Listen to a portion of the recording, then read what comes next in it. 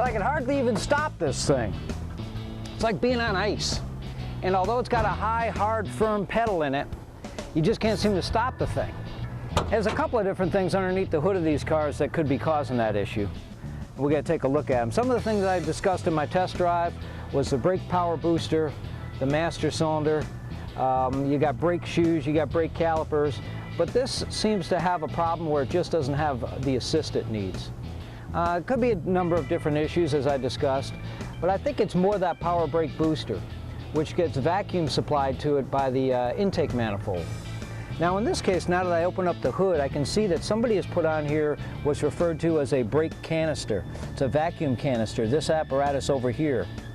They make these things for high-performance camshaft engines because they don't have a whole lot of vacuum at idle, which would tell me that somebody's been trying to fix this problem maybe for quite a while. I think that the issue is in that booster right there. We're going to check for vacuum. If it's got good proper vacuum, the first thing I'm going to do is replace that booster and then go from there. In the meantime, one of the how-tos I have in this episode is how to make brake adjustments on these things. So stay tuned because I got a lot coming up. This week's how-to has to do with brakes themselves and the adjustment on those brakes. Got a little 68 coupe. Customer's saying that the brake pedal is a little low, even though most of the parts inside his brake system seem to be new. So we're going to put the car up in the air, we're going to take our tire off, we're going to pull the drum off of the thing, we're going to take a look at the integrity of what he actually has there, and if it is all brand new stuff, chances are all we got to do is make an adjustment, and I'll show you what that adjustment is all about. So stay tuned. You know, these old Mustangs and classic cars themselves had what was called drum brakes on them. And basically you had a thing that was a brake drum, which is this thing here, that went around a set of brake shoes. And as you pressed on the brake pedal and applied hydraulic pressure to it, these shoes would come out and press against the inside of this brake drum, making the car slow down. But after a while, these things need adjustment. Now they have a self-adjustment cable and apparatus on here, which seems to work pretty well, but over time they get dried out and they don't work as fast as they should.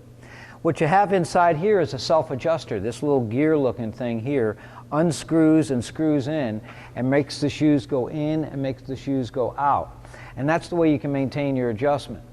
When you back up an automobile like this, the little jerking motion when you press on the brake takes these brake shoes and kind of goes like that with it, which will make this cable come up and down and actually adjust this adjuster automatically.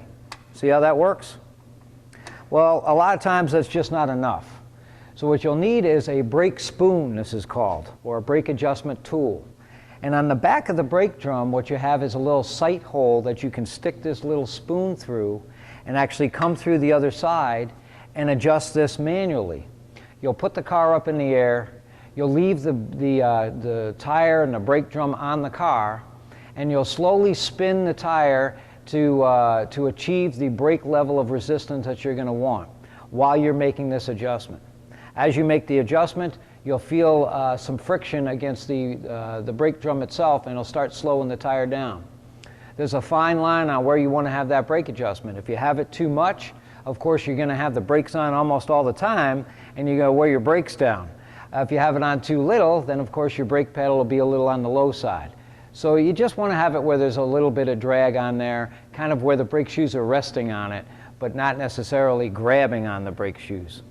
So that's a pretty easy thing for a guy in his garage. You could even use like a flat screwdriver to make a brake adjustment on these things. And most of these older cars, these older classics, Mustangs, Camaros, Cudas, had four-wheel drum brakes on there. So you could do the same thing to the front, really get your brake pedal up in there. Now when you're doing the front brakes, it's real critical that you get your brake adjustment real right on the money. Because if you have, like, say, the right front one a little tighter than the left front one, when you press on the brake, the steering wheel is going to jerk to the one side. So you might have to experiment with that for a while until you finally get to a level where it brakes nice and straight. So that's my how-to. Let's move on to the next segment.